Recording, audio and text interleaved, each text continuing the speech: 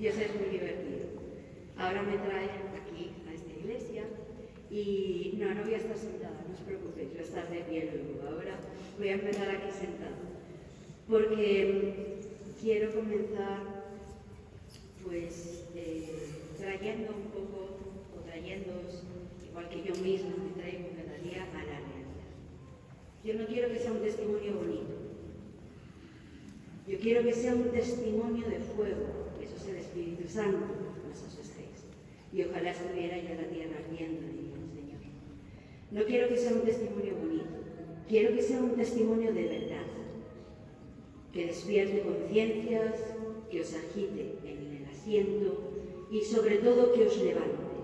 Y os levante a dos cosas que es a lo que quiero invitaros a todos. Os levante a la unidad. Es el tiempo para la unidad de los cristianos y es especialmente el tiempo para la unidad de los católicos detrás del Papa Francisco en unión con él. Y la segunda invitación que vengo a haceros es que una vez puestos en pie, conociendo la verdad del aborto, seáis capaces incluso de entregar vuestra vida por defender la verdad. Esas son las dos invitaciones que traigo. ¿Por qué son estas dos invitaciones? Porque España, mi país y vuestro país, está revuelto. Está revuelto políticamente hablando, está revuelto socialmente hablando. Creo que este es el tiempo donde este testimonio está más necesitado, más luminoso, más esperanzador, más lleno de misericordia y de amor que nunca antes. Cuando vemos cómo desde el Senado de los diputados, los que nos representan, suben el Lambón y hacen discursos sin, quiero pensar, medir siquiera las palabras de lo que están vomitando en el nombre de las mujeres y del bien de la sociedad de este país, España. Cuando los escucho se me desgarra el alma. ¿Y por qué? Por dos motivos. Ahora porque pues siento una pena y una tristeza muy grande. Y me trae recuerdos de lo que yo fui. Yo hablaba con las mismas palabras, identifico las mismas mentiras, identifico todo perfectamente. Es el mismo discurso, solo cambia el traje del que lo vomita. Y también sé perfectamente qué hay detrás de todo eso. Eso es lo que más me desgarra el alma. Porque no aman a las mujeres. Y hoy, que una vez de que conocemos a Jesucristo, estamos llamados a amar. Hoy más que nunca, las mujeres, las que han abortado, las que están a punto de abortar, las que no han abortado y han continuado con su embarazo, necesitan amor y misericordia. Y sobre todo, esta sociedad, este país, España, necesita de la verdad, es urgente, es muy urgente.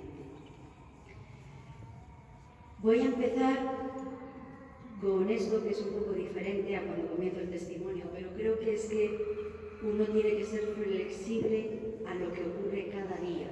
Eso es el Espíritu Santo en constante movimiento. Y hoy el movimiento me lleva a querer leer, por eso me he sentado, algo que he escrito esta mañana viniendo de Córdoba, donde estuve ayer dando el testimonio, donde ya hablé de lo convulso que está nuestro país, España, las leyes y el mal que acecha a las mentes oscuras y los corazones ennegrecidos de nuestros políticos, exactamente igual que están allá. Hay dos formas de ver la situación actual, y es que Dios nos dio inteligencia para leer los signos de los tiempos. No me lo estoy inventando, lo dice la palabra de Dios. os invito a leer esa parte. Desde esa inteligencia y leyendo los signos de estos tiempos, tenemos que dar una respuesta real,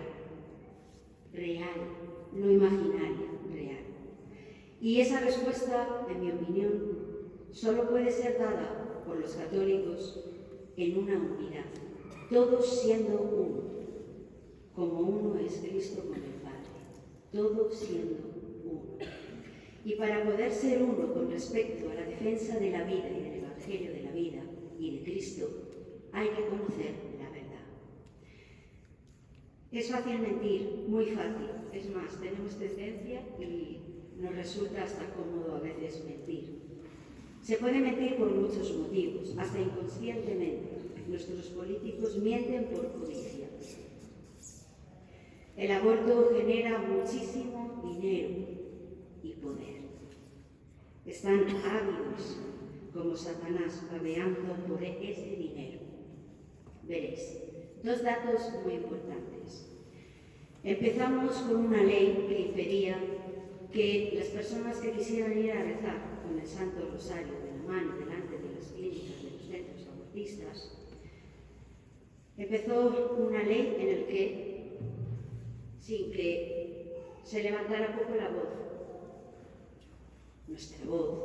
nuestra unidad para darles miedo. Y no miedo por amenazas, nosotros no recurrimos a eso, sino miedo por la unidad y el valor. Esa ley se aprobó para impedir la oración, porque 40 días por la vida viene a dar una cifra de aproximadamente un 50% de la reducción. Cuando se reza del número de abortos de mujeres que van a abortar, cuando se reza delante de las puertas de las clínicas abortivas, en una continua oración. Ahora es más, Córdoba, por ejemplo, en la Pascua comenzará la campaña más intensa porque se está día tras día, durante creo que es el mes entero, los 40 días de la Cuaresma, rezando desde por la mañana hasta por la tarde-noche. Cada hora hay siempre alguien orando el Santo Rosario, nada más. Si vosotros lleváis ese 50% a cifras económicas, como veis, las pérdidas son catastróficas. Ahora os voy a dar otro dato, y eso que a mí no me gusta, pero hoy creo que es necesario. El 80%, y esto es un tanto por ciento real, Speymater me lo ha dado esta misma tarde, el 80% de las mujeres que ellas libremente se acercan a alguien a pedir más información sobre el aborto, sus consecuencias y la verdad, deciden continuar adelante, seguir adelante con su embarazo. 80%. Si echáis cuentas económicas de lo que supone el 80% de dinero, creo que ya estáis entendiendo de qué va esta historia. Así que cuando vengan ellos, los políticos, que han dejado de ser políticos para convertirse en psicópatas, cuando ellos, los políticos, vengan a dar otro tipo de información, me gustaría que os pusierais en pie con la verdad. Y la verdad es esta que vais a escuchar hoy.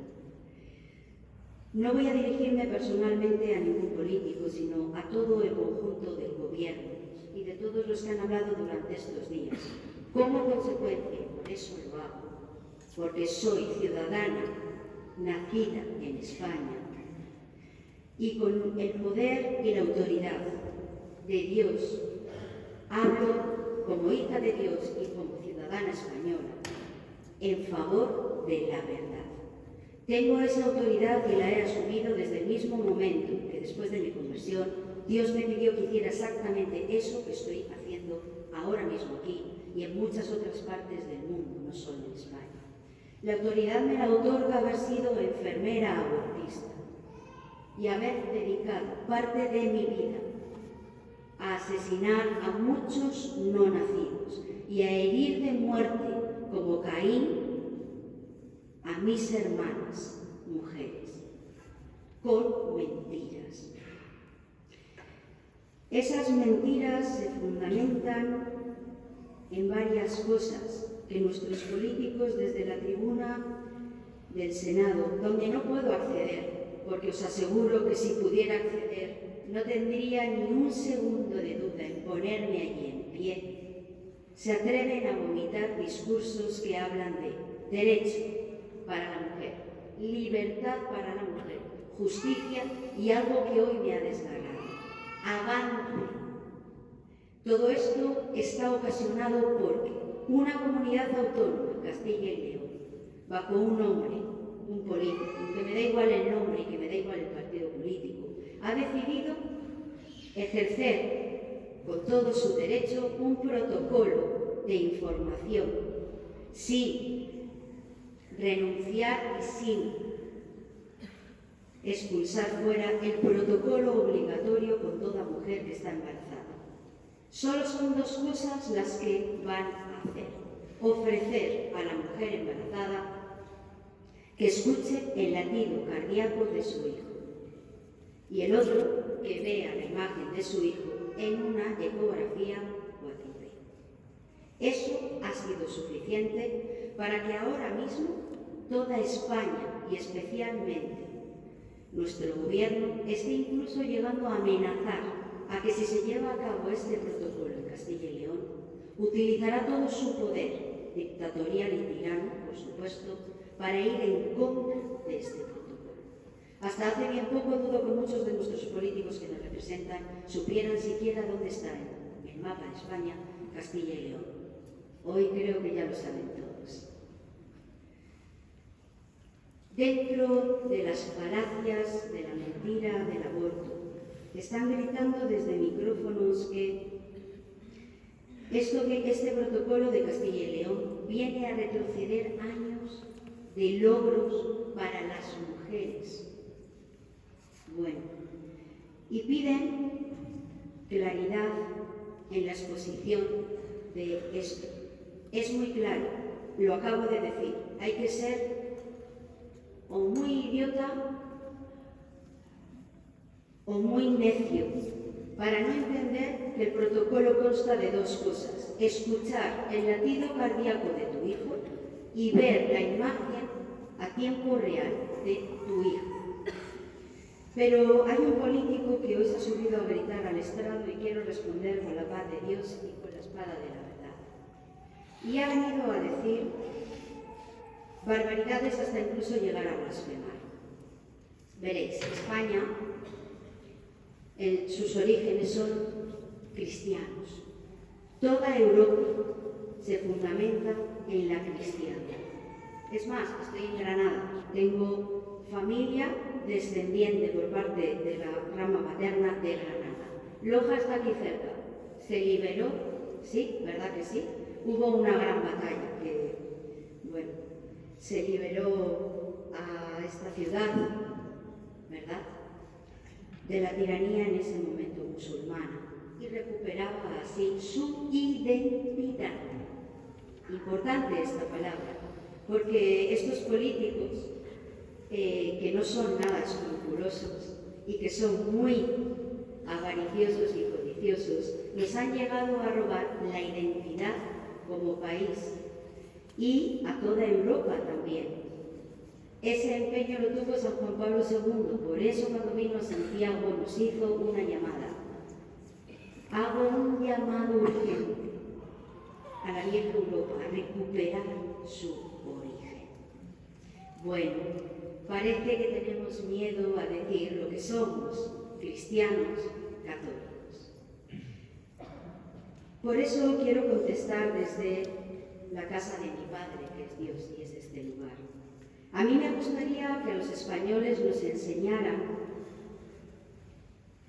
la cantidad exacta de beneficios económicos que se han repartido nuestros políticos desde la aceptación de políticas contra la vida, pasando, por supuesto, por los centros privados y públicos que también colaboran de alguna manera, directa o indirectamente, en el asesinato de los no nacidos. ¿Alguien de aquí sabe cuánto dinero han ganado? También me gustaría que ellos que están a nuestro servicio y no al revés, ¿por qué no nos enseñan los informes médicos que avalan las consecuencias las consecuencias postraumáticas del aborto en las mujeres. Son consecuencias físicas, psicológicas, morales, espirituales. Y también hay informes que asocian directamente al aborto dependencias a la pornografía, al alcohol, a las drogas y a determinadas medicaciones que tienen que ver con ansiolíticos, antidepresivos o estimulantes, anorexias y bulimias, autolesiones e incluso suicidios.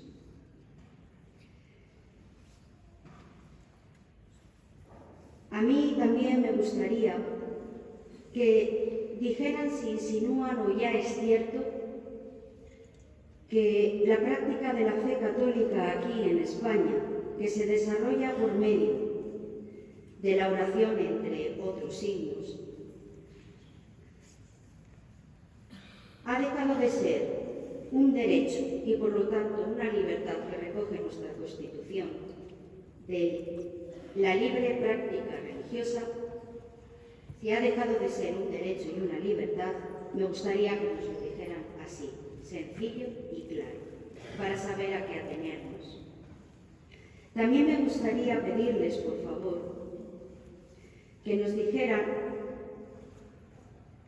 cuál es el miedo que tienen a 4 gatos puestos con la oración del rosario delante de los centros abortistas.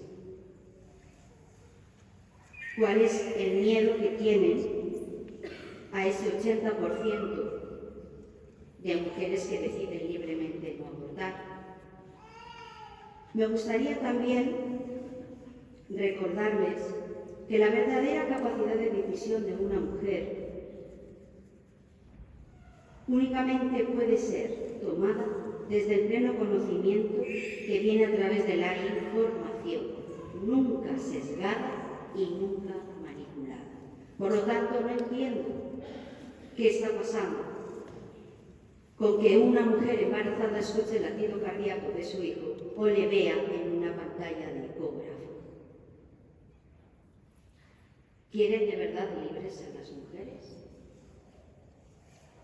¿O en ese momento dejarían de ser objeto de deseo para su codicia y su poder? Quiero también decirles a ellos también, veréis, es fácil subirse como político a una tribuna y vomitar todo lo que el desconocimiento, la falta de información quiere por la boca. Y me voy a referir a las palabras de Jesús cuando Él dice que no es impuro lo que entra de fuera dentro, sino lo que sale del corazón del hombre. Así que eso es relativamente fácil. Pero yo les voy a tender la mano y hacer una invitación. Y es esta. Que si cogen mi mano, yo misma les bajo a un quirófano abortista donde se asesinan no nacidos. Nunca había ningún político ahí abajo. Así que no entiendo cómo pueden hablar de lo que sucede ahí abajo. Después les voy a hacer otra invitación. Que se sienten con los movimientos pro vida, tanto los aconfesionales como los católicos. También les quiero invitar a que se sienten a dialogar con las mujeres que han abortado y que sí que ellas ya han salido del silencio para atreverse a decir lo que de verdad sucede en una mujer cuando ha abortado. También les invito a sentarse con mujeres que han encontrado ángeles en sus caminos y confiando y tomándose de su mano, decidieron seguir adelante. Porque lo que se van a encontrar son mujeres valientes, fuertes, que lo primero que presentan es el resultado de su decisión, que es la vida, es decir, a sus hijos. No conozco a ninguna mujer de ningún país, de ninguna cultura, de ninguna religión, que se haya arrepentido de decir que sí a la vida. Pero conozco muchas muchas mujeres de diferentes condiciones culturales, sociales, económicas, religiosas, que cada día se la pasan intentando recuperar aquel día pasado en el que cruzaron la puerta de un abortorio, confiadas en que estaban haciendo lo correcto. Pero no se puede volver al pasado.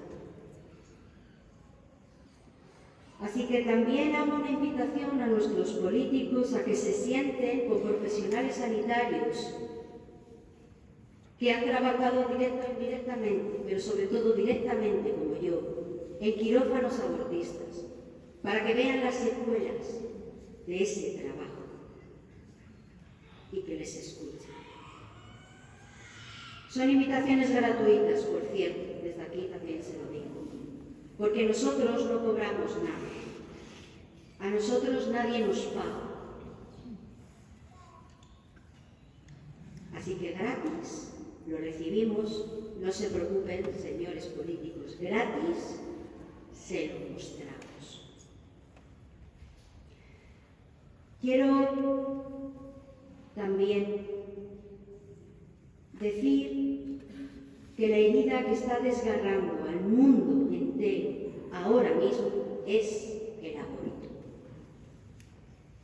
Y me voy a referir a las palabras de Madre Teresa de Calcuta, que dijo: elevo mi voz en todas partes. Hagamos que todo niño, nacido o no, sea un niño deseado. El aborto va en contra del mandamiento del amor. Creo que si los países ricos permiten el aborto son los más pobres y necesitan que recemos por ellos. Ese es nuestro país.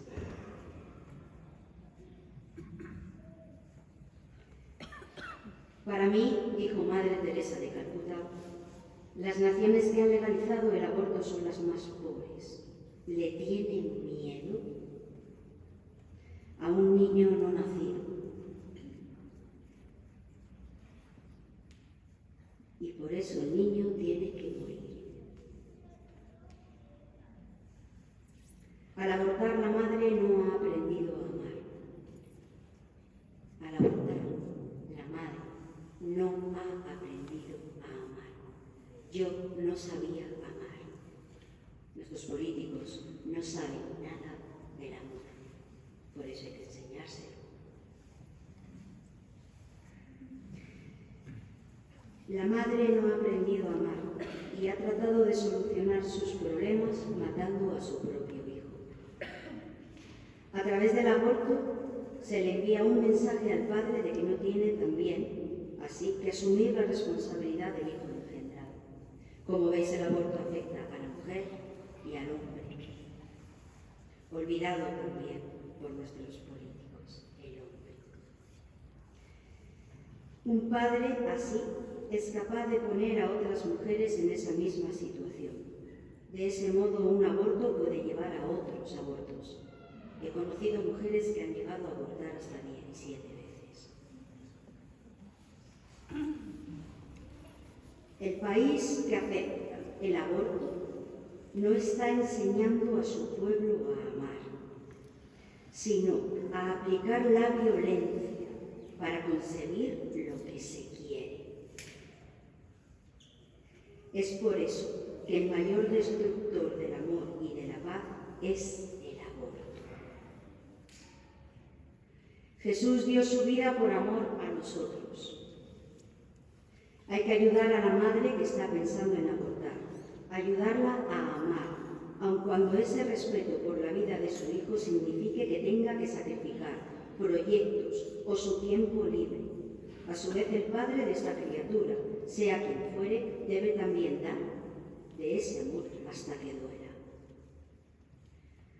Sobre el crimen del aborto, dijo: la amenaza más grande que sufre la paz hoy en día es el aborto, porque el aborto es hacer la guerra al niño inocente que muere a manos de su propia madre. El comunismo siempre ha enfrentado a un enemigo es la forma de actuar del demonio, el odio.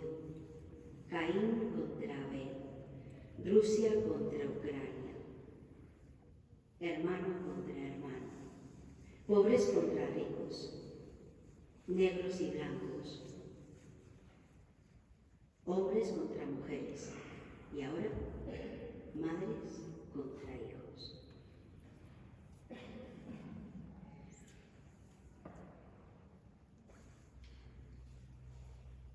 Dijo San Juan Pablo II, para liberar al hombre contemporáneo del miedo de sí mismo, del miedo de sí mismo, del miedo del mundo y de los otros hombres, y del miedo al no nacido, para liberar al hombre de los poderes terrenos y de los sistemas opresivos. España está bajo un sistema opresivo.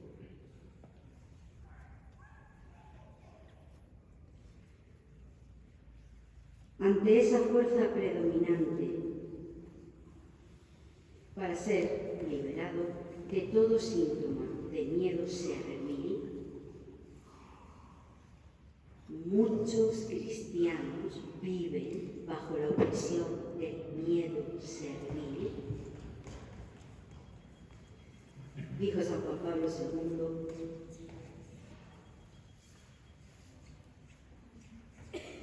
el creyente debe llamar a Dios. Es necesario desearle que lleve y cultive en su propio corazón el verdadero temor de Dios. Que ayer San Pablo nos decía que nosotros teníamos un espíritu de valor, no de temor.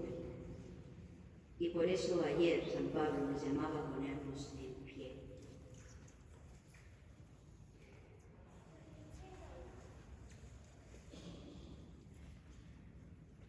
Dios es el principio de la sabiduría. Hoy es Santo Tomás de Aquino,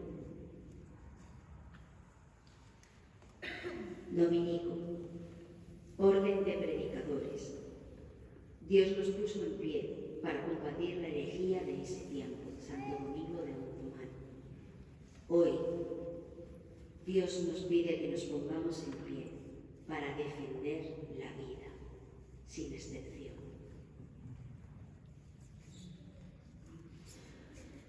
Ese temor de Dios es la fuerza del Evangelio. Por eso tenemos que conocer el Evangelio.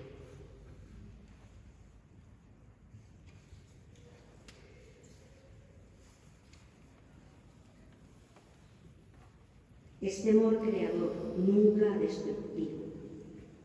Genera hombres que se dejan guiar por la responsabilidad, por el amor responsable. Genera hombres santos, es decir, verdaderos cristianos. No son otros los santos. Todos estamos llamados a la santidad.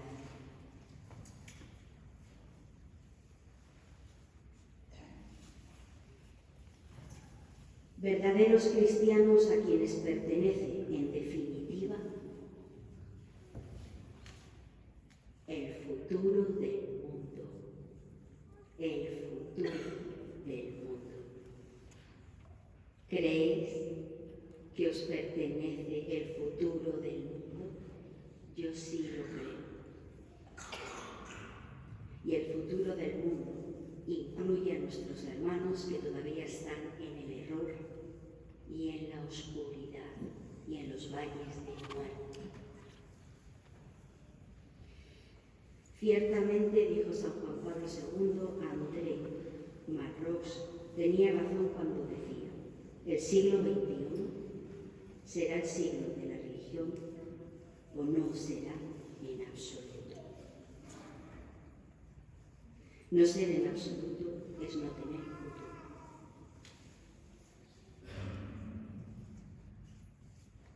Me llamo María, por gracia y misericordia de nuestro Señor Jesucristo. Nací con el nombre de Amaya, en el País Vasco, aunque mis raíces son granadinas y castellanas. ¡Wow! Cuando en la adolescencia decidí echar a Dios de mi vida, ya hice una primera apostasía desde el corazón. No le necesitaba y quería caminar por las corrientes de ese momento. Entraba con fuerza en España el feminismo y venía con el paquete completo, a favor del aborto, a favor del divorcio, porque no se cree en la familia como base de toda sociedad, y en contra, con odio feroz a la Iglesia Católica. Si me hubieran dado una espada, y no la de la verdad, sino de metal, creo que se hubiera decapitado a todos. Eso es lo que sucede exactamente ahora. Engañados, con mentes oscurecidas y con una terrible herida que asola a nuestro mundo, que es la falta de amor. Nos salimos al mundo a gritar muy alto y por eso pareceríamos más, por eso también ellos parecen más.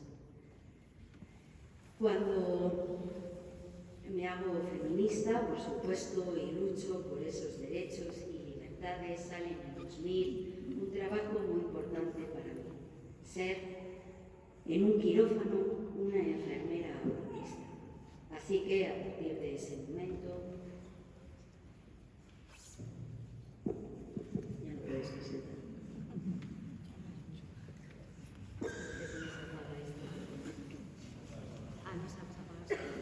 A ver si funciona. Sí, bien.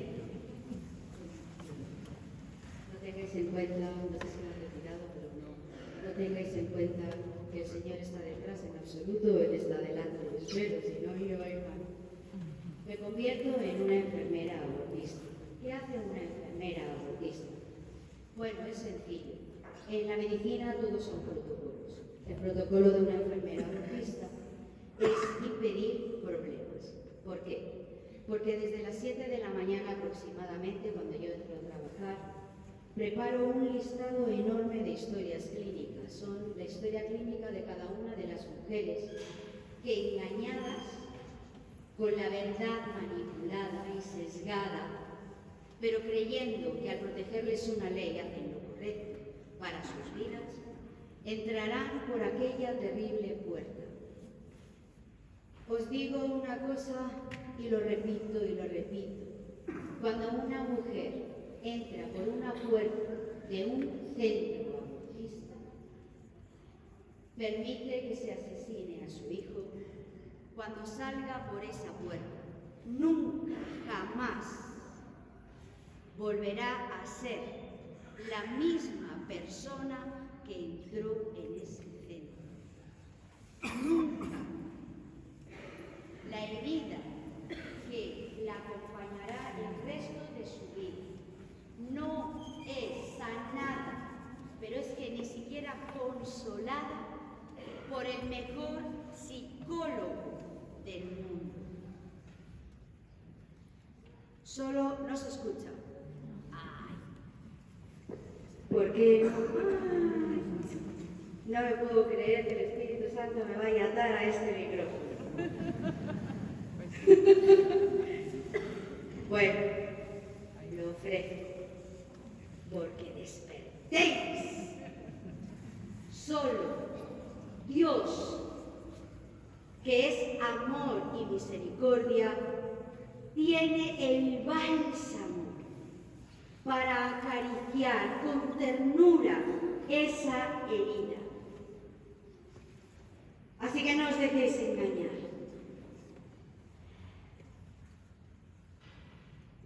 Como enfermera, en esas historias clínicas que tenía que preparar desde las 7 de la mañana hasta que a las 8 comenzaba a recepcionar conmigo para llevar a ese quirófano cada 7 o 10 minutos a una mujer.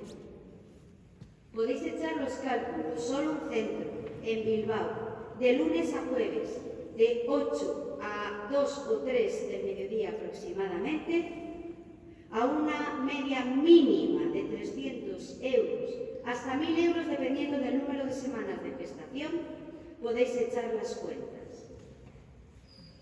Dinero. Somos tan viles que los pecados no cambian. Dinero, dinero, es codicia que se esconde, avaricia y poder, por supuesto, poder. Bueno, el equipo se compone de un ginecólogo que dejó de ser médico hace tiempo porque se convirtió en un asesino. Porque eso dejó de ser un quirófano para convertirse en un matadero. Ya sé que os estáis preguntando, entonces, ¿qué os pasa? Pues que enloquecemos, porque Satanás enloquece, porque el mundo engaña y atrapa, y porque tu egoísmo te mueve a cosas viles. Dime qué miras y te diré en qué te acabarás convirtiendo. Cuando dejamos de mirar a Jesús crucificado, nos dejamos de convertir en amor, en bondad, en ternura, en misericordia. Pero hay que mirar a alguna parte. Se mira al mundo, y el príncipe de este mundo hoy es Satanás. Así que le servimos. Pero él se encarga de que no tengamos esa plenitud de conciencia. La tengo ahora. Por eso hay que clamarla, proclamarla, predicarla. Por eso hay que evangelizar. Se evangeliza con alegría, pero con verdad. Con caridad, pero con verdad. Se condena el pecado, pero se abraza al pecado. Se corrige al hermano y se le invita a venir al camino de la verdad.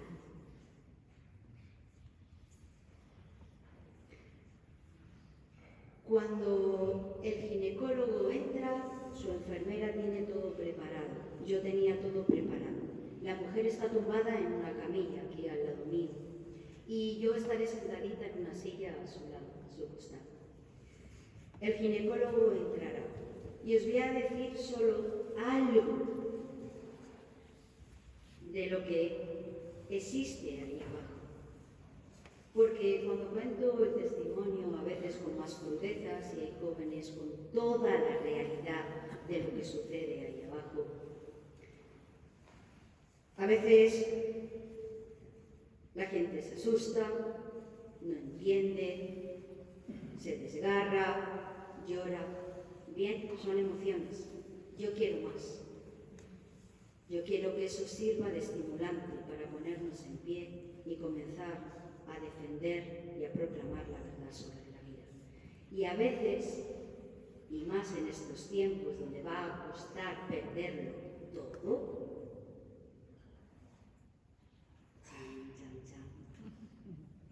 todo, lo he perdido todo, hasta el honor y la fama. A costa de perderlo todo, se proclama la verdad y se muere por ella. Solo podemos morir por la verdad cuando la conocemos. Así que vais a conocer la verdad de un quirófano abortista. Hay un ecógrafo y efectivamente apagamos el sonido. Claro, ¿por qué? Estos perros viejos no van a venir a esta perra vieja a contarle nada que no sepa. Esos quirófanos, con esos ecógrafos, se apaga el sonido para que no escuchen las mujeres esto. Os invito a cerrar los ojos los que queráis.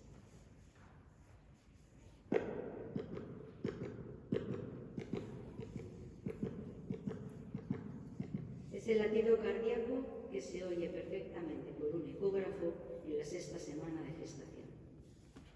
La 6ª semana de gestación para una mujer no es nada.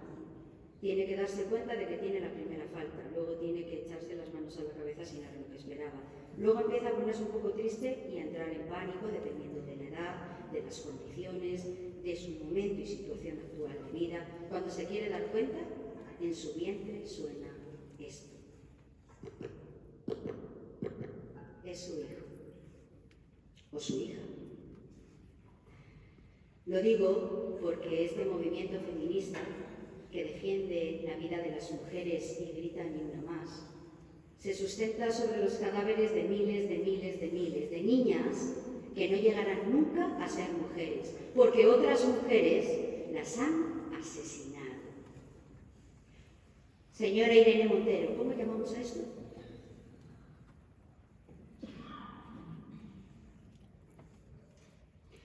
Bueno, seguimos. Así que no se escucha el latido cardíaco del bebé. ¿Y por qué tenemos que hacer trampas con las mujeres? Si eso es mejor para ella. Y también haremos otra cosa, daremos la vuelta a la pantalla del ecógrafo. ¿Para qué? Para que no vean lo que hay en sus vientres. Por eso lo podremos llamar conjunto de células. Así que ya la mujer completamente vulnerable es fácilmente manipulable. Y nosotros, como feroces leones, vamos a por la presa. La presa es la mujer tumbada en aquella camilla. ¿Y por qué es presa? Porque me va a ver vestidita de verde. Es el pijama, se llama así, que llevan los profesionales sanitarios dentro de los quirófanos. ¿Y sabéis el efecto que produce? Esto está comprobado todo científicamente. Cuando uno ve un uniforme así, enseguida su inconsciente le dice, confía, es buena. Cuando tenemos un accidente en la carretera, lo primero a lo que gritamos con el móvil a pedir ayuda es a la policía. Cuando vemos aparecer en esas circunstancias a un sanitario, a un bombero y a un policía, confiamos.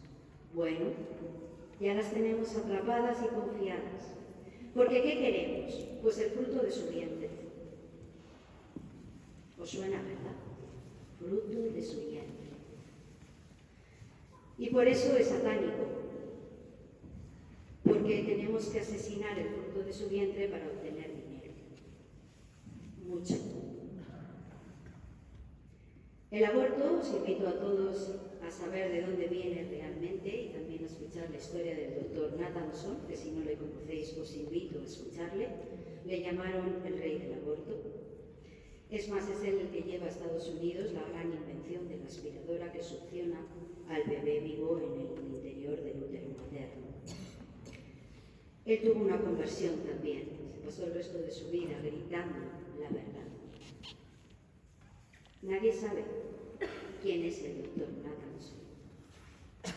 Y nadie sabe que gracias al trabajo de la mentira del doctor Nathanson, como él mismo relata, porque se inventó falsas estadísticas sobre el aborto y la necesidad por eso de traer a Estados Unidos y legalizar la ley del aborto, que sucederá por el caso de Roe, y se abre la puerta del aborto al resto del mundo.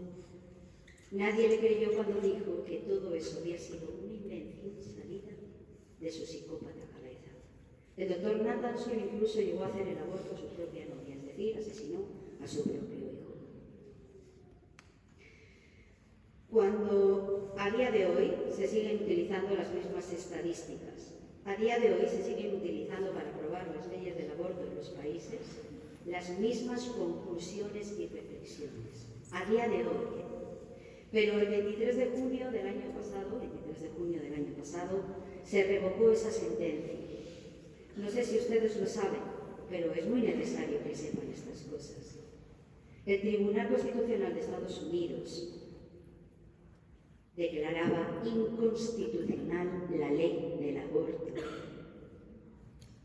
Iba en contra del principio de la enmienda de Estados Unidos de la protección de la vida y del derecho de los no nacidos. Sorpresa. El 23 de junio del año pasado estábamos celebrando el Día del Sagrado Corazón de Jesús. Lo digo porque también es importante ver de dónde está viniendo el auxilio, y es del cielo. Bueno, así que, ¿qué instrumentos se utilizan? En el año 2000 unos hierros, que todo esto que os voy a compartir Nunca lo ve la mujer, por supuesto. Está cegada, ¿os acordáis? La hemos cegado y también la hemos ensordecido. Ahora la vamos a amordazar para enmudecerla. Así que yo seré la encargada de enmudecerla. Me pedirá coger esta mano muchas veces las mujeres que se tumban aquí. He tenido el placer de conocer mujeres que han abortado y siempre han venido a contármelo de la siguiente manera. Yo fui una de esas mujeres que pidió coger tu mano. No es real, no estaban en aquella camilla y en ese centro. Fueron mujeres de camillas de otros centros del mundo entero que pidieron la mano de esa enfermera. ¿Sabéis el motivo? Porque cuando empecé a dar el testimonio, yo quería saber del otro lado de las mujeres que se tumbaban en aquella camilla. La respuesta unánime de todas ellas es porque tenía la esperanza de que en el último momento esa enfermera me levantara de aquella camilla. Tengo la triste noticia de deciros que hice muy bien el protocolo de mi trabajo, porque conmigo no se levantó ninguna mujer de aquella camilla. Yo las hundí más en aquella camilla. Cuando entra el ginecólogo va a hacer su trabajo muy rápido. ¿Por qué? Porque urge en esa industria asesina y cruel despedazar rápidamente el objeto de codicia, que es el bebé en el útero materno, para pasar otra y otra y otra y otra y otra. Se produce sangre en el suelo, entre las piernas de la mujer, en la camilla, en mi ropa, en mis zuecos. El médico, muchas veces, yo tengo que ver eso, se tiene que poner un delantal que es exactamente igual al que utilizan para despiezar a los animales en los mataderos, junto con una careta transparente para que los restos de sangre y restos humanos, biológicos del bebé, no le penetren en los ojos, en la nariz o en la boca. El bebé está vivo y tiene una agonía de aproximadamente 7 o 10 minutos. En el mejor de los casos, si el médico es certero, morirá al principio. No suele ocurrir. Así que morirá muy al final de esos 7 o 10 minutos, en una agonía y en un acto desesperado de huir, porque tenemos instinto de supervivencia. Todos los animales tienen instinto de supervivencia. El bebé, su instinto de supervivencia será elevarse a la parte más alta del útero de su madre, de su tripa, para que los hierros que están entrando vía vaginal no le golpeen, no le desgarren. Esos hierros tienen un grosor y una longitud dependiendo de el inicio o el final del aborto o del número de semanas de gestación. Cuanto más grande es el feto, más grande tienen que ser esos hierros, pero nunca son lo suficiente para que la muerte sea rápida. Así que es una muerte lenta y aguda. Esos hierros penetran y empiezan a romper, a desgarrar vivo al bebé. Después entrarán unas pinzas que tienen unos dientes específicos, como los de los perros de presa, que una vez enganchan el tejido blando, en este caso es todo blando, desgarran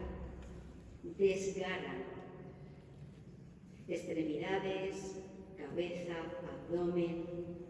Así que esos restos salen hacia el exterior, los grandes. El resto se introduce un tubo de aspirador que succiona los últimos restos. Todo eso cae en este gran holocausto. Todo eso cae en el cubo que hay bajo las piernas de la madre. Esos restos son trasladados normalmente a una sala contigua donde hay un triturador.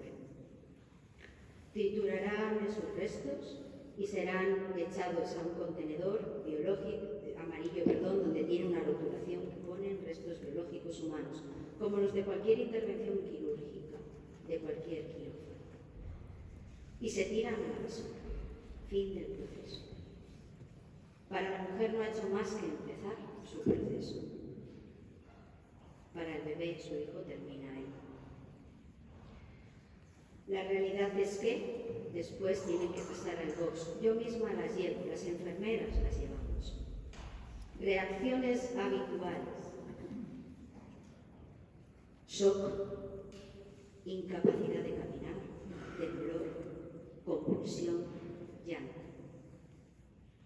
Y estas palabras. En ese estado de shock, que es negación de lo que acaba de ocurrir, proclaman que se lo han pensado mejor y que han cambiado de idea y que no quieren entrar al quirófano y que quieren, por favor, que se llame un taxi, que quieren regresar a su casa. Mi labor es decirles que ya han entrado al quirófano, que ya no tienen nada, absolutamente nada en su útero y que efectivamente se tienen que ir a casa.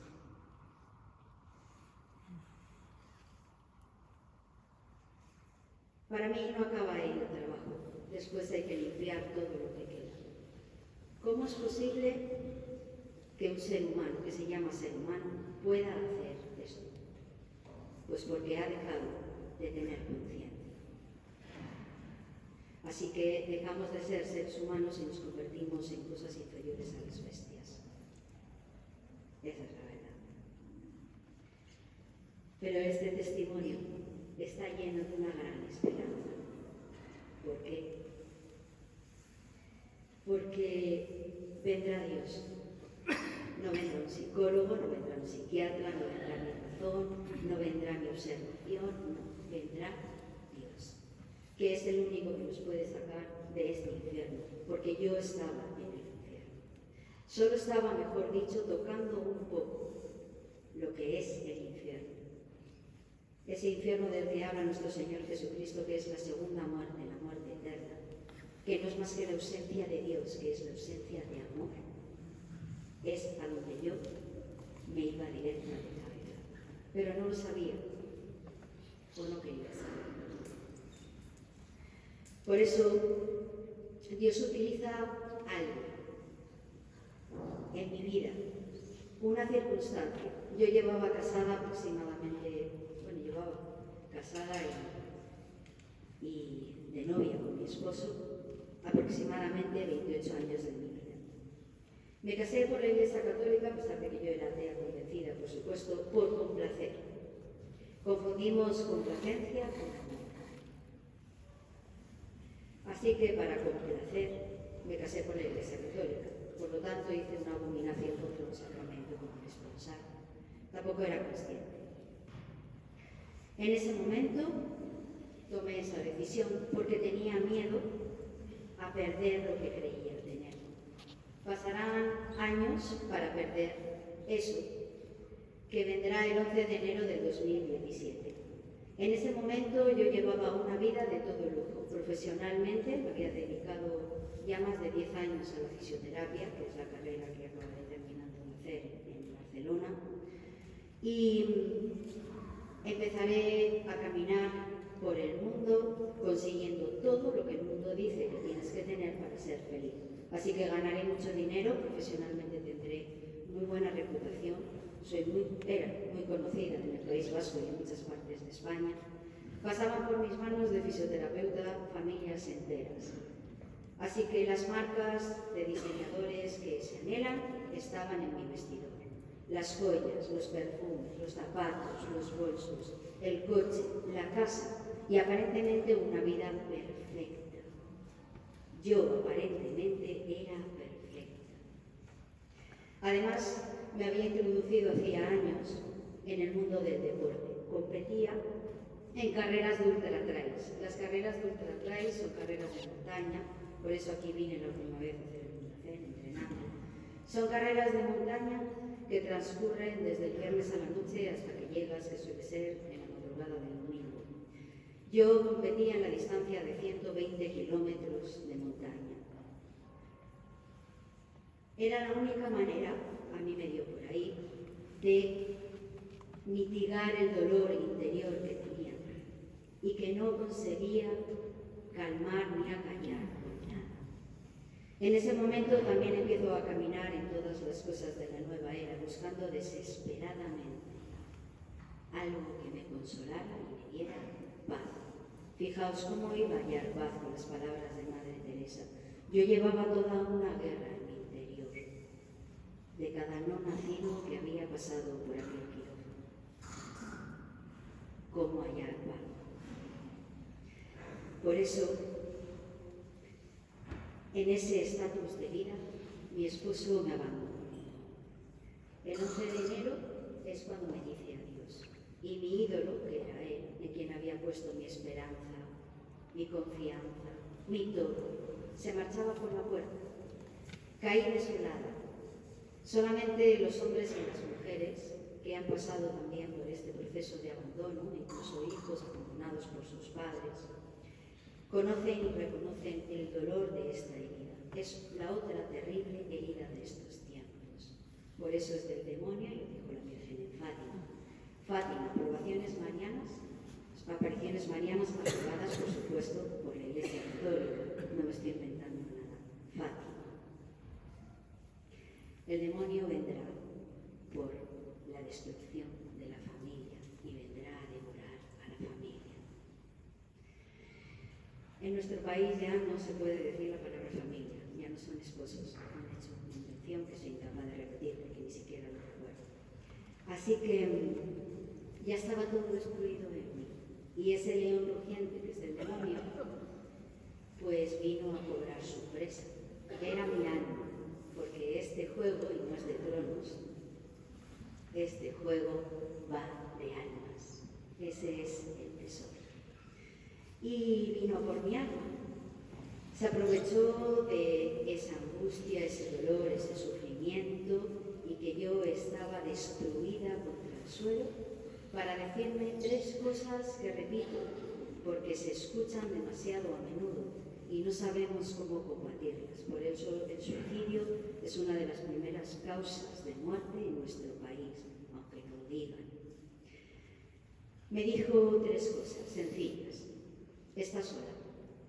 Cierto, me quedé sola. Eres mala. Cierto, solo tenía que echar un repaso. Y nadie te quiere. Ya está. Ya me quebrantó. Y me robó la esperanza. Porque me dijo, ¿y dónde estás? No va a venir nadie a buscarte. Wow. Yo no lo sabía, pero me estaba tapando al Salvador. No va a venir nadie a rescatarme, a salvarme. Y me lo creí. Así que dije, pues, ¿qué tengo que hacer? Y la voz susurró fácil, quítate la vida. Culminación de un plan perfecto, satánico del mundo y carnal. Ya están los 3 enemigos, los hijos de Dios. Cuando me fui a levantar del sofá para quitarme la vida, como la tenía preparada en mi cabeza, Dios utilizó a uno de mis perros. Yo no tengo hijos, no tuve hijos, porque dentro de mi brutal egoísmo, de mi yo, no había lugar para los hijos.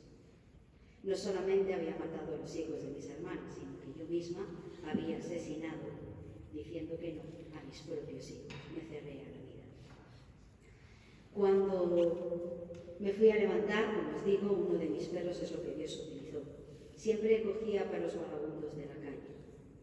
Mi estupidez era adorar más a los animales y a los cachorritos y a la naturaleza que a los seres humanos. Por eso la incongruencia y la incoherencia de quien puede pasar de un quirófano abortista o hablar sobre la legalidad del aborto o a sacar leyes para defender a los perros, salvar a las ballenas, abrazar a los árboles y un sinfín de estupideces, porque el ser humano, si no se le para, no tiene límite de estupidez. También cuando no se le para con Dios no tiene límite de bondad, ¿eh? Pero en ese caso era la estupidez lo que reinaba en mi vida. Y uno de esos perros fue el que saltó sobre mis piernas. Recuerdo perfectamente que en esos momentos donde yo estaba en plena actividad deportiva, compitiendo, hay en mi haber algunos podios, por cierto, así que tenía también mucha vanidad. Uno de esos perros impidió que yo me levantara de aquel sofá, porque pesaba toneladas. No me podía mover. Os aseguro que estuve más de 2 horas batallando con aquel animal. Era tal la influencia de quitarme la vida de aquel espíritu inmundo que susurraba aquí. Hoy Santo Tomás de Aquino también nos viene a decir que batallamos con un espíritu, con un mundo que no vemos, espiritual. Se introducen por la mente para descender al corazón y materializarse en obras. Mente, corazón, obras. Ese espíritu inmundo, invisible a mis ojos, como dice el credo, para que veáis que no me invento nada, es importante, creo en lo visible y en lo invisible. Ese espíritu inmundo, de ese mundo invisible, con fuerza susurraba que me quitara la vida. Así que no pude mover a ese perro ni medio milímetro de mis piernas. Es lo que Dios utilizaba para que me quedara dormida. A veces dormirnos es maravilloso. Dejamos a Dios hacer. Eso es como cuando te anestesian en un quirófano para que te puedan operar. Pues Dios me anestesió para que no me hiciera daño y me quedara dormida. Tenía otro plan y lo iba a llevar a cabo.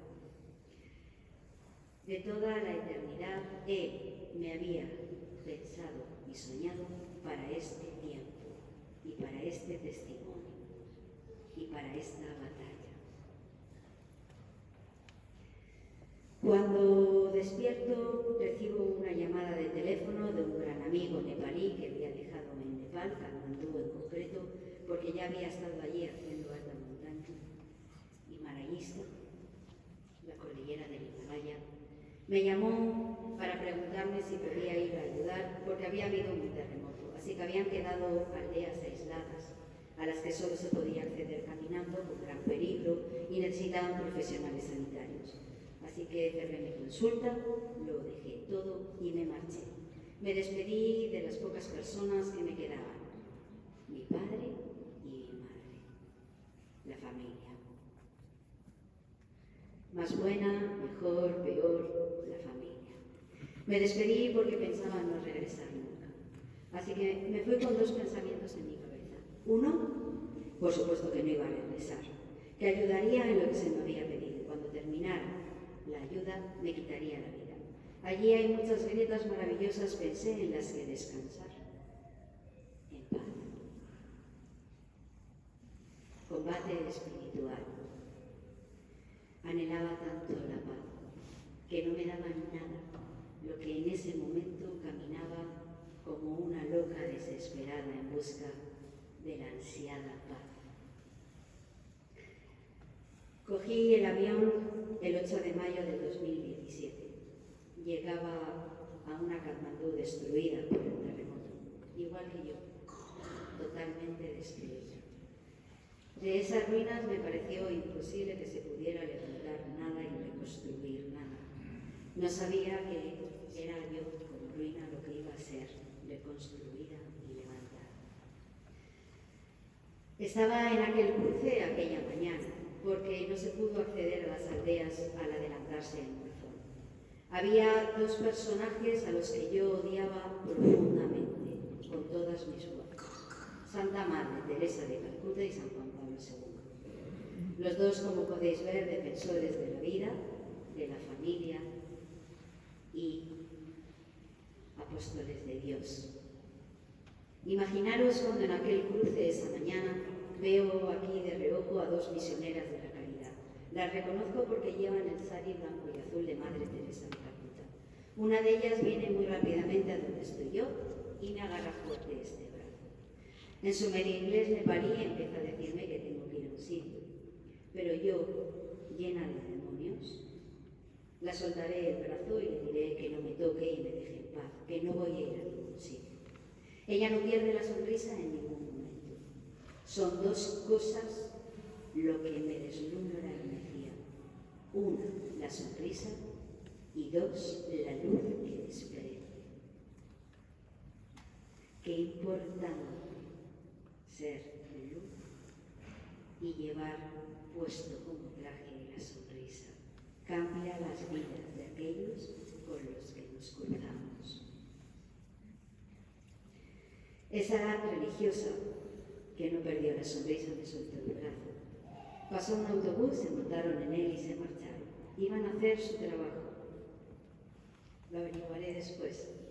Cuando esa noche ya no puedo dormir. Todo el tiempo es una voz la que me dice y me repite: tienes que ir a ese sitio, tienes que ir a ese sitio. Es el Espíritu Santo. Estos son los tiempos del Espíritu Santo. Estos, por eso, son los tiempos de María, la Madre de Dios y Madre nuestra. Lleva en plenitud el Espíritu Santo. Me puse en pie de madrugada y acudí al mismo cruce. No tenía ni idea de dónde tenía que ir. Ahí no hay carteles, es Katmandú. No sé si alguien que está aquí ha estado en la India o ha estado en Nepal, pero todo es caótico. Así que, empujada por esa misma fuerza que no me había dejado dormir por la noche, aparecí en una puerta a tocarla. Era una verja marrón, oscura, fea, sucia, deprimente. Imaginaros. Cuando me abre una monjita, la misma que me había parado en aquel cruce esa anterior mañana. Con la misma sonrisa, no, todavía era más pletórica. Con la misma luz, no, todavía brillaba más. ¿Cómo era posible eso? Cuando me abre la puerta solo abrió un poquito así. ¿Por qué? Porque tenían un poco de miedo. Yo llevaba detrás de mi mirada al infierno entero. Así que abrió un poco. Le pregunté por qué me había parado en aquel cruce, que me dijera el motivo y ella siguiera con su vida y yo con la mía. Así le dije. Ella sonrió mucho y me dijo: no, ¿vas a venir mañana? Y yo le dije: no. Dice: sí. Vas a venir a las 6 de la mañana. Y vas a venir a las 6 de la mañana porque empezamos con la Santa Misa. Recuerdo que cuando dijo la Santa Misa casi me salió un sarpullido por el cuerpo. Esa era yo. A la que le dije, ella sonrió más, ¡pum! Y me cerró la puerta en todas las narices. No lo iba a volver a repetir. Maravillosa. Qué fe viva, ¿eh? Porque ellas se fueron a rezar para que esa mujer que llevaba al infierno volviera al día siguiente por el Espíritu Santo. Pero le dijeron: oye, pero encárgate tú ahora, ¿eh? Y eso hizo el Espíritu Santo, os lo aseguro. Porque al día siguiente estaba allí a las 6:15 de la mañana. No tenía ni idea a qué, pero esa fuerza no la podía parar. Bueno, fui engañada. Todos tenemos un punto débil por el que el Espíritu Santo nos puede engañar. El mío fue la curiosidad de saber por qué me había agarrado aquella monja del brazo. Fijaros qué tontería. Y le salió bien. Me senté en el suelo donde me dijeron: no me castigaron a mí en el suelo, veáis. Es que en una capilla de Madre Teresa de Calcuta no hay bancos, solo hay una alfombra azul en el suelo y hay algún banquito para reposar las hermanas más mayores, aunque son tan sufridas que creo que no usan nunca esos bancos. Eran 9, con sus 9 saris blancos y azules, y me metieron en aquella sala pequeñita. Había un altar y un sacerdote que iba a asistir a la Eucaristía. Claro, la liturgia y todo en inglés. Imaginaros mi conocimiento, no, imaginaros mis blasfemias terribles. Así que me senté allí donde me dijeron y lo primero que pensé, ¿qué hacen para tener el sari tan blanco? Cuento esto para que os riáis, por supuesto. Y también lo cuento para que veáis por encima de qué está nuestro Señor Jesús. Así que esa estupidez era la primera y luego la segunda fue la risa que me entró cuando vi al sacerdote descalzo, porque allí hay que estar todos descalzos. El alba le quedaba tan corta porque él era tan alto y el altar estaba así como este y se le veían los pies descalzos gigantes con el alba pues muy corta. Ya se estoy riendo algunos. Y yo dije: wow, este circo cristiano sigue exactamente igual pasados muchos años. Y me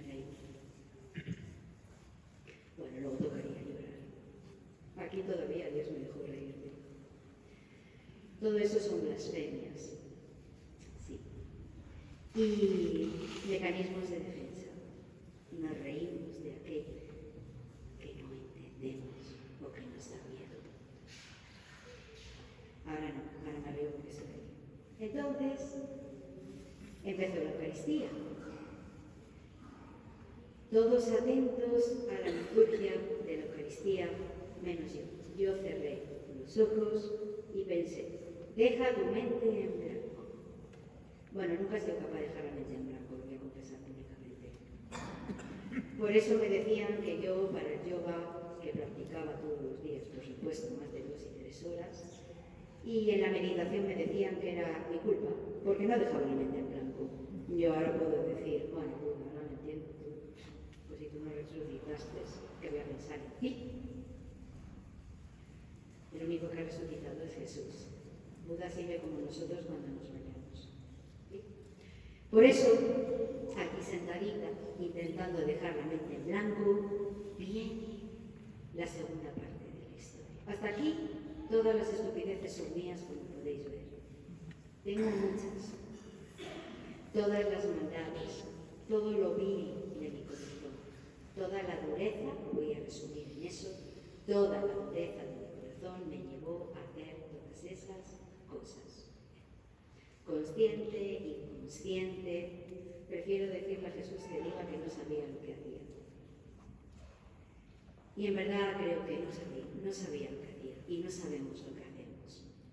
Es mi oración. Por eso, en ese momento, escuché una voz. Era una voz de hombre y, wow, ¿cómo se describe la voz de Jesús? Difícil, dulce, tierna, fuerte, poderosa. Bienvenida a casa. Abrí los ojos a todo correr. Yo creía que todo Katmandú había escuchado aquella voz, porque me daba la sensación de que había retumbado en la tierra entera. Pero allí estaban las hermanas. No había nada. ¿Qué había pasado? El corazón me iba a 1000 por hora. El alma ya había reconocido al Creador. Llevaba tanto tiempo esperándole, encerrada en este cuerpo villano. Pensé que me habían drogado, ¿verdad? Sí, con alguna seta alucinógena o algo así. Pero yo no consumía drogas, os lo prometo. Creo que es de lo único que me libró Dios. Así que lo siguiente que pensé es que el mal de altura me estaba afectando abajo en Katmandú. Cerré los ojos y dije, no, esto se va a pasar, tú concéntrate. Y la voz, es posible que pueda volver con más dulzura. ¿Pero es posible, acaso, que pueda venir con más fuerza, con más ternura, con más amor, con más delicadeza?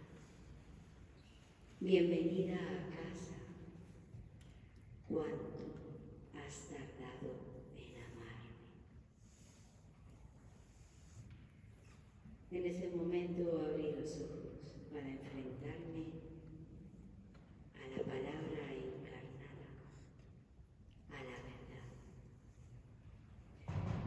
Cuando abrí los ojos, toda la capilla estaba llenándose de una inmensa luz. No era una luz de esta tierra, no entendía de dónde procedía, hasta que vi la cruz.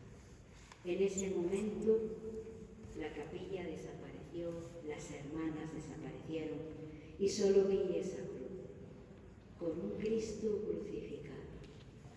Hacía tanto tiempo que yo no miraba a un Cristo crucificado. La luz salía de ahí exactamente y la voz también. Había unas palabras sencillas: tengo sed. En ese mismo momento se transfiguró, descendió de la cruz, caminó hasta donde yo estaba y se dirigió a mí. No es metafórico, no es para que lo entendáis. Es como os veo a vosotros que le di y le escuché. Por eso soy testimonio y cuento lo que vi y escuché. No estoy para convencer a nadie, estoy para proclamar la verdad del resucitado.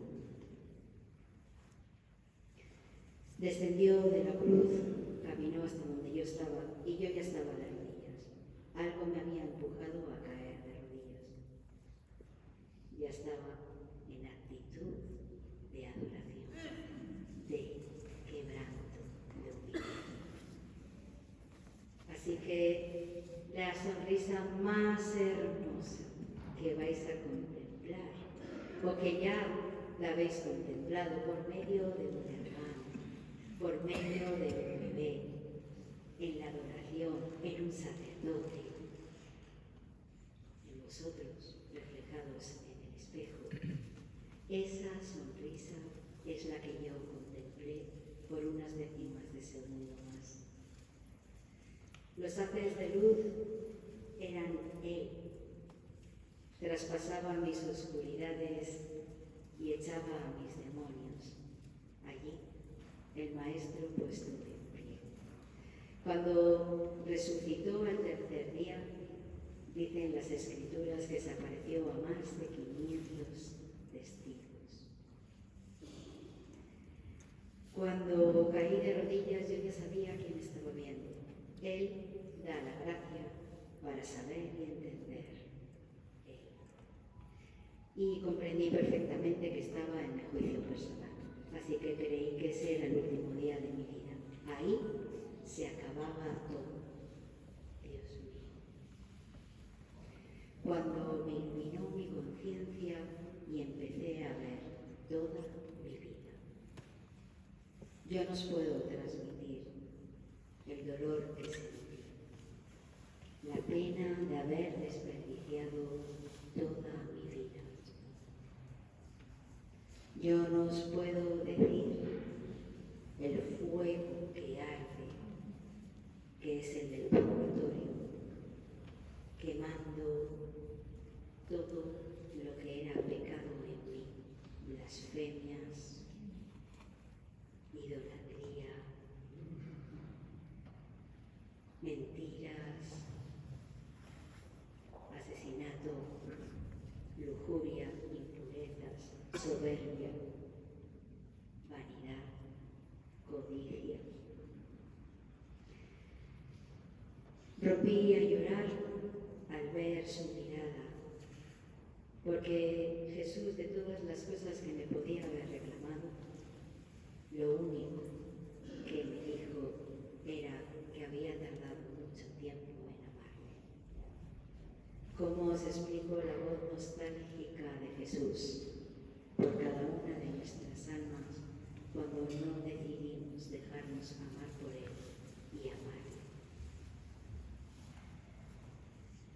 Es ahí cuando rompo a llorar. Solo le pido perdón.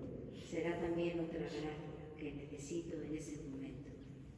Y solo le pido perdón. Yo no me excusé de nada, yo no me justifiqué y yo no culpé a nadie de nada de lo que había sido la película de mi vida. Yo solo le pedí perdón. Solo y todo. No sabía que esa era exactamente la llave que abre ese corazón que es todo misericordia y amor. En el momento que empecé a llorar y a pedir perdón, vi que esa sonrisa ocupaba el universo entero. Toda la creación estaba parada, contemplando el milagro de Dios que volvía a bajarse a una de sus criaturas para sacarla del infierno y resucitarla de la muerte. Es lo que vino a hacer y estuvo haciendo 3 años, así lo narra el Evangelio, y lo sigue haciendo exactamente igual. Sana, libera y resucita muertos. busquéis otra cosa, solo por amor. Por eso sentí ese calor y en ese momento es cuando me miré las manos. Todo el tiempo llevaba en esa enfermedad que tenía un signo. Me miraba las manos y muchas veces veía sangre. No era real, no había sangre, pero yo las escondía y me las lavaba. Era la sangre de todos los inocentes que yo había asesinado.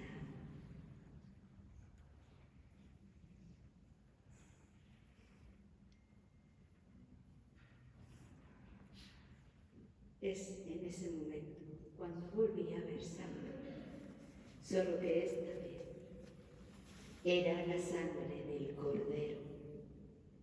Era la sangre de Jesús crucificado, que promete y que entrega toda su sangre aun cuando una sola gota hubiera valido para redimir a toda la humanidad. Él dio toda su sangre. Era el calor que yo estaba sintiendo para escuchar cómo mis manos volvían a ser nuevas. El único que hace todas las cosas nuevas, todas las historias nuevas, todas las vidas nuevas, es Jesús de Nazaret. Me hacía nueva. Yo solo lloraba de una inmensa alegría. Lloraba y lloraba. Sentía en ese momento que estaba salvada.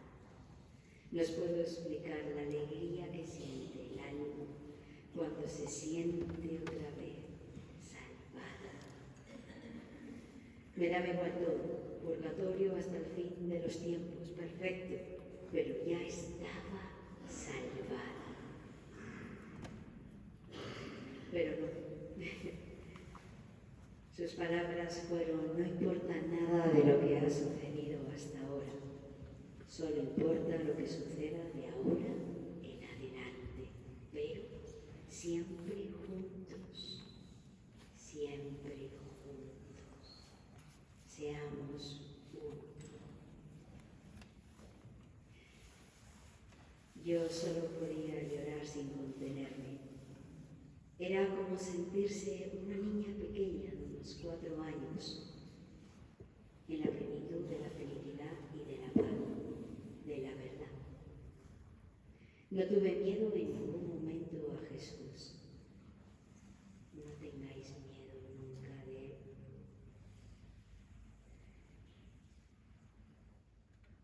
Sonrió y se despidió. Y en ese momento era como si me hubieran vuelto a desgarrar. No era posible que ahora que estaba en casa volviera a donde. Yo ni siquiera ya recordaba la tierra. ¿Cómo era posible eso? Como ya lo único que quería, buscaba, anhelaba era estar con Dios. Eso es lo que vais a vivir, cada uno de los que estáis aquí y de los que no están aquí, sin excepción, el día que seáis llamados por Jesús de Nazaret. Ese día se nos pedirá una única cosa: las heridas que llevamos por amor y las obras de amor y misericordia que portamos en nuestras manos. Nada más tendrá peso en ese juicio, nada más. ¿Eso nos puede llevar a casa o no? Yo quiero ir a casa, porque ya he estado en casa. Ese día era 23 de junio, día del Sagrado Corazón de Jesús. Ese día yo estuve en el Sagrado Corazón de Jesús.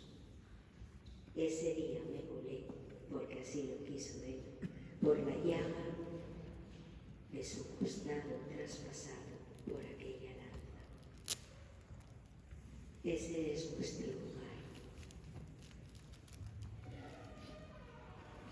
Por eso trabajamos, para amar por amor. amor y con el amor cada día de nuestra vida.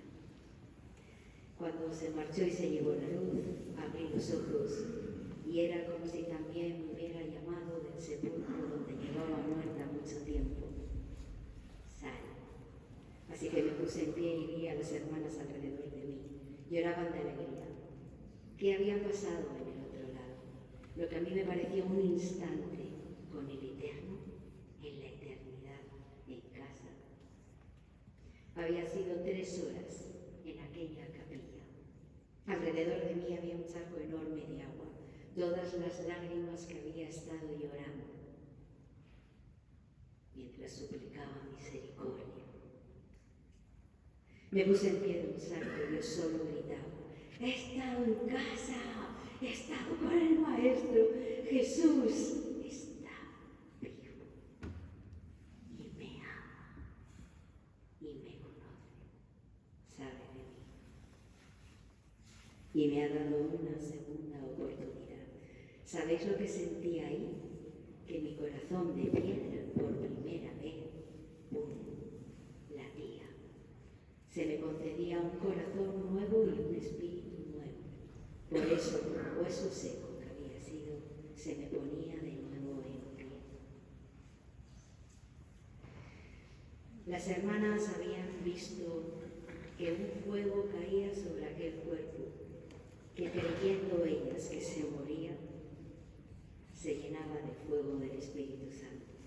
Así que en ese momento se pusieron a orar para que por intercesión de Madre Teresa de Calcuta, lo que fuera que estaba sucediendo con aquella alma, sucediera acorde a la voluntad de Dios y llevara a cabo su proyecto y su plan, fuera lo que fuera.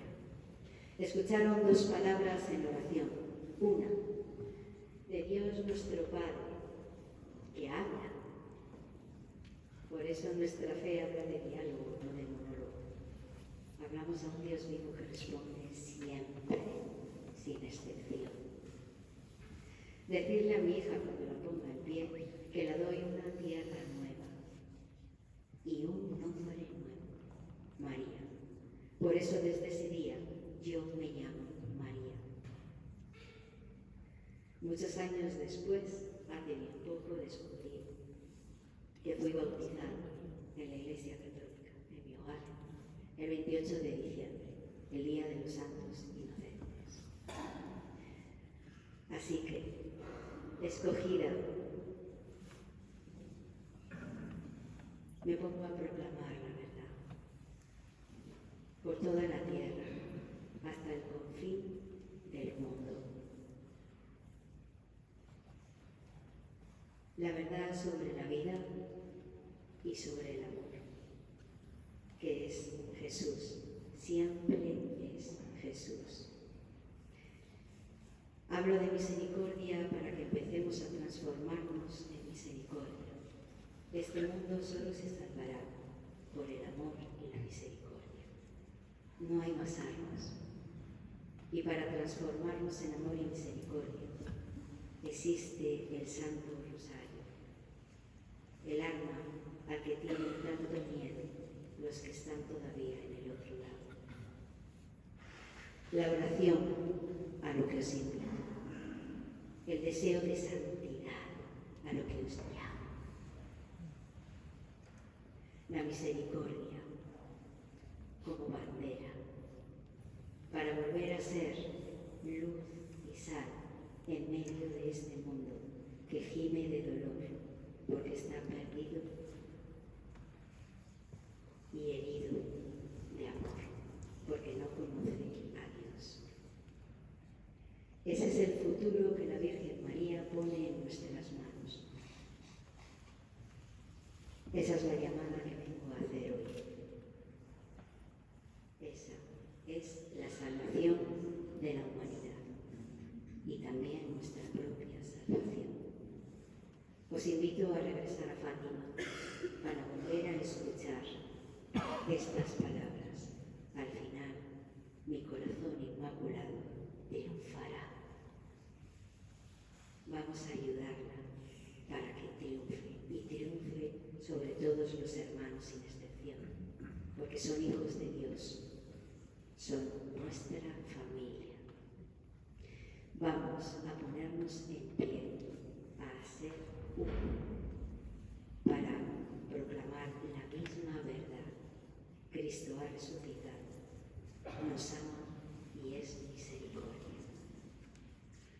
Estuve en Auschwitz este año pasado, en la guerra de Ucrania, también me fui a la guerra de Ucrania,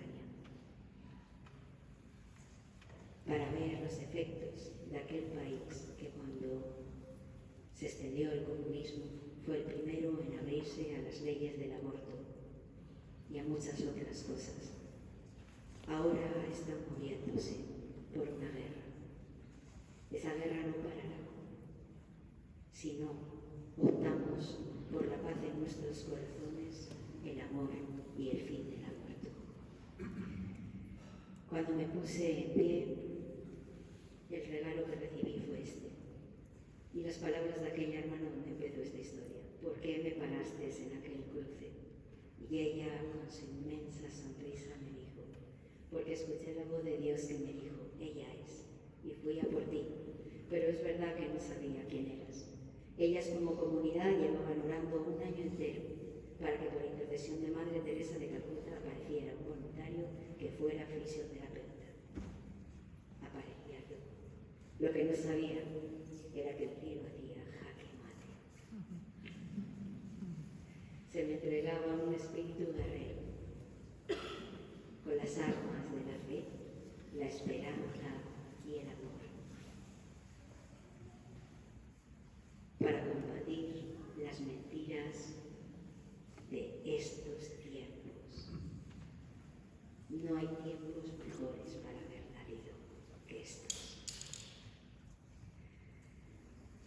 Gracias por haber dado hoy un paso para edificarnos en la fe, en la esperanza y en el amor. Gracias por haber escogido hoy venir a escuchar a esta sierva inútil, hija de Dios, para ver qué tenía que compartiros. Para gloria de Dios, no es para que digáis qué suerte tiene María, es para que os reviséis. ¿Para quién estáis trabajando? ¿En qué estáis gastando cada minuto de vuestra vida? ¿Y cuánto de lleno está vuestro corazón de amor a Dios y a los hermanos? Revisad si trabajáis para el reino de los cielos o para la añadidura. Muchísimas gracias. Gracias.